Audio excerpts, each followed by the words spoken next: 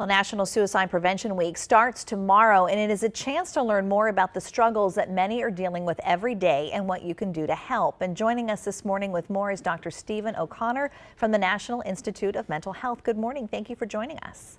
Hi, good morning. It's my pleasure. Thank you for having me. You're welcome. It should really come as no surprise to anyone that suicides across the country are up since the pandemic has occurred. What are you guys seeing right now? Well, I would say that we don't have definitive data at this point to say the extent to which suicide rates actually have gone up.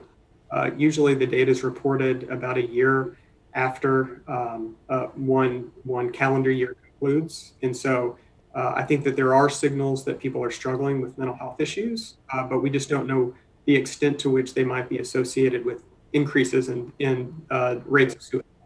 What are you seeing in terms of people across the country seeking more help for anxiety, stress, that sort of thing? Yeah, I think that the field of mental health had to shift very rapidly to more of a telehealth delivery system.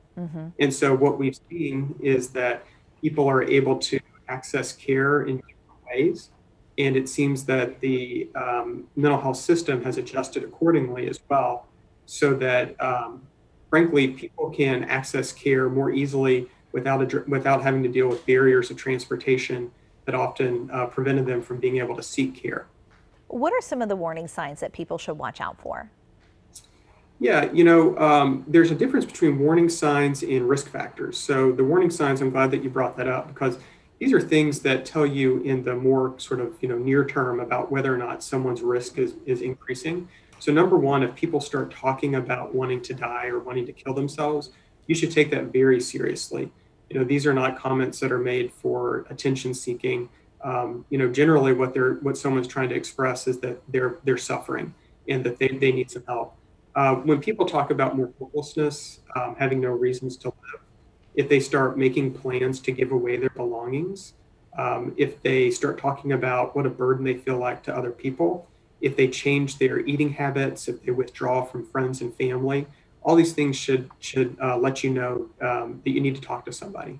Well, ideally, you'd be able to identify something that's going wrong with someone that you love or a friend before they get to that stage. I think a lot of people right now are dealing with some sort of level of melancholy because of just the way that things are right now. So what would you recommend if you start to feel down to keep you from getting to that point?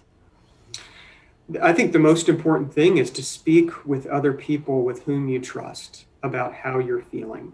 Just being able to express that and not keep it all inside of yourself is so important. So myself as a psychologist, if I were to seek counseling, I couldn't be my own therapist, right? Because I would just be looking to confirm things that I already believe.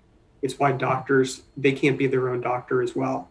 So it's really important that if you are struggling and you're having a hard time, you don't rely only on yourself to figure it out. You have to speak with other people. So find friends, family, maybe spiritual advisors with whom you feel comfortable sharing that information. And if you don't feel comfortable sharing it with any of those people, you can call the National Crisis Line at 1-800-273-8255, or you can use the National Text Line at text hello to 741-741 and start to have that conversation. Because I think people are they're trying to be really thoughtful about what this current situation means to them in their livelihood. But again, if you only rely upon yourself to sort of, make a conclusion, then your reasoning might not be completely sound. Boy, that's really good advice. Thank you so much. Give us that text line one more time. Yeah, so you text hello to 741-741. All right, thank you so much for joining us. Really appreciate it.